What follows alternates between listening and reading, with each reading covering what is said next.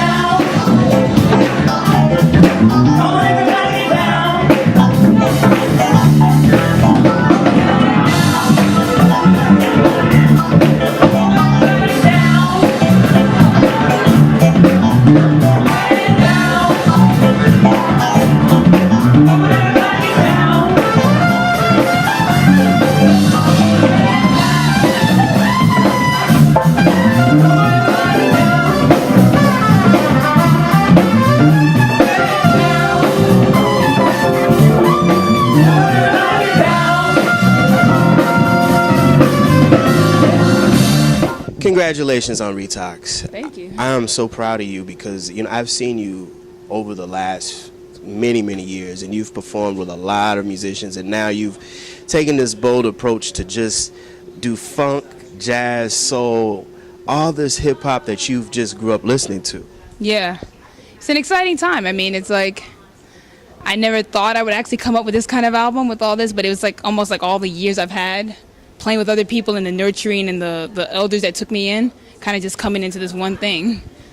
Tell me about this process, because Retox really is an amalgamation of everything that you listen to and how you communicate this, because there's a lot of vocal on this record, yeah, and there's not too much saxophone. There's more composition on here. Yeah. Well, I figured, I feel like if I was going to come out and make my first step into the world, that I wanted to feature myself not only in saxophone capacity. I feel like as an artist, I'm a bigger being than that. I'm more like a performer, entertainer, a composer, an arranger. I have so much appreciation for all different styles and all different kinds of music that I didn't just want to come out and, hit everybody with a burnout album like, this is what I can do, because I feel like that's only one part of me. And I feel like sometimes with the saxophone, the words are not so expressed easily. So I was like, with my songs, you could really hear more into my mind what's going on, and then when I'm playing, you can hear what I'm feeling more. You get kind of like a complete picture. When I'm performing, you get to see like all the different elements of me of what makes me an artist. Another thing about this disc that I think is really interesting is that there really is no limit, like you said, to what you're doing, because I think the next record, I think we're going to probably hear even more fiery than what we're hearing now. Definitely. I've already actually started like writing for I'm going to release probably an EP in the spring, and I'm definitely trying to just, instead of thinking about concept, what did I do last album, because if you write before an album comes out, you can only go with the music and what you feel. You can't go with how the response was and trying to hit a target audience. So it's more so like, I've experienced all this and all these years I've had, and now this is where I'm at. About you, baby. About your lies and games and tricks. And it's missing all. I've been wondering, what's my next move? Should I stay or leave this madness you call love?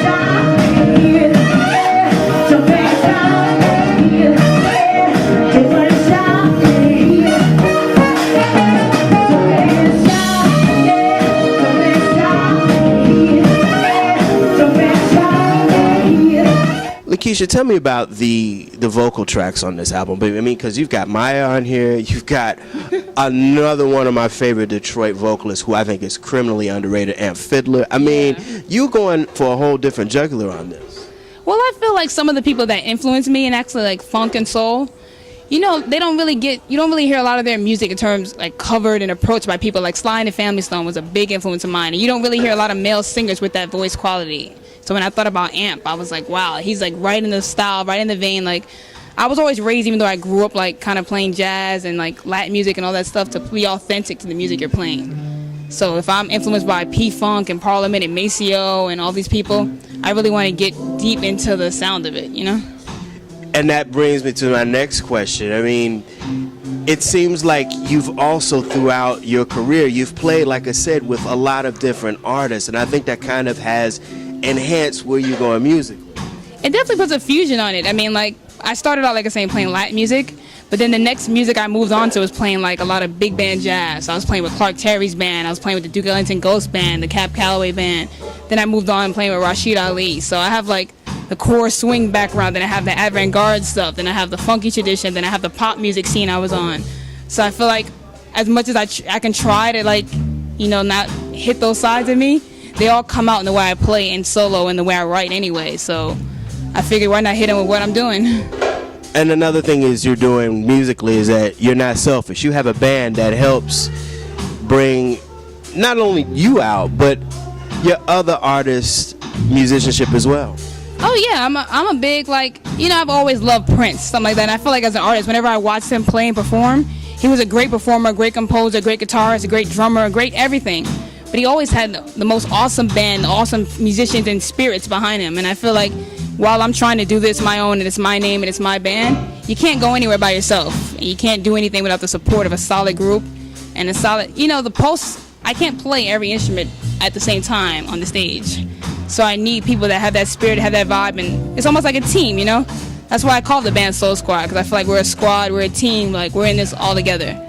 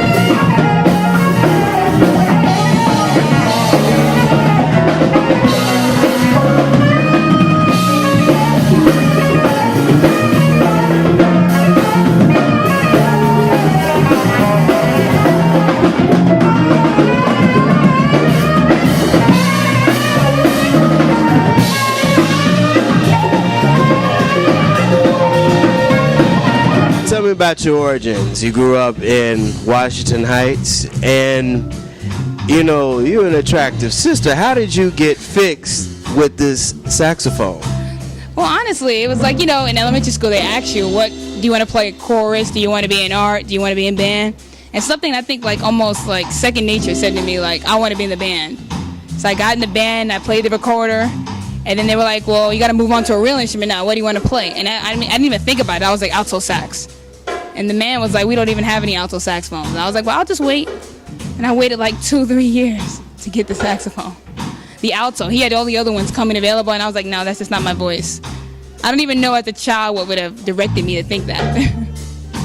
So let me get this straight.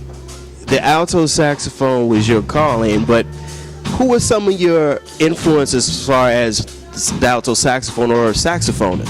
Oh, I could tell you undeniably. Like my first CDs, I asked my mom for Christmas. She bought me some jazz CDs to kind of introduce me to the world. She got me a Charlie Parker CD, Cannonball CD. She got me a John Coltrane CD. She got me a Johnny Hodges CD, and she got me a, what is the CD? Kenny Garrett songbook. So I mean, right there, the plethora of alto players and the language that they all have, I felt like I was good to go. So. What is it that you want to say musically? You mean when I'm playing? I think my overall concept of my band, my music, everything is I'm just trying to actually reach people and touch people. I feel like music is an art form that was always here to kind of embrace people and bring them in. And it's like, if you think about life, I don't really know anybody that doesn't listen to music. So it means music does, whatever style it is, does something for everyone. So I'm just trying to bring the people in and give them, whether it's that healing they need, whether it's that expression they need, whether it's that like emoting or something. I'm just trying to, you know, give them something to feel and embrace the same emotions I'm feeling. I guess just kind of share, you know. What's jazz music mean to you? Jazz is life. Jazz is a way of life. Jazz is a walk. Jazz is a talk. Jazz is a swagger. I mean, I feel like just watching people walk down the street, like in New York City especially, so animated. Everyone out here is jazz. Everyone has their own improv, whether it's the man on the store asking for the dime, There's the pizza man flipping it. It's always something going on. So I feel like jazz and improvising and just spontaneous things, it's just the way life goes anyway. So jazz is just like the musical expression of that.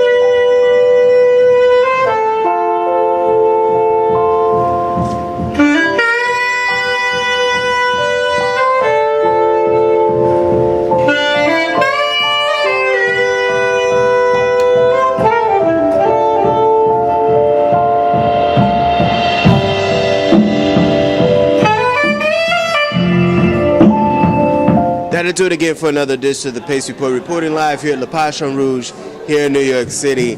I'd like to personally thank Miss Lakecia Benjamin for her time, as well as the staff and management here at La Passion Rouge.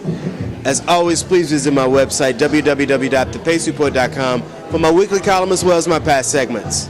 Until next time, remember, if it's in the groove, it'll make you move. Until next time, peace.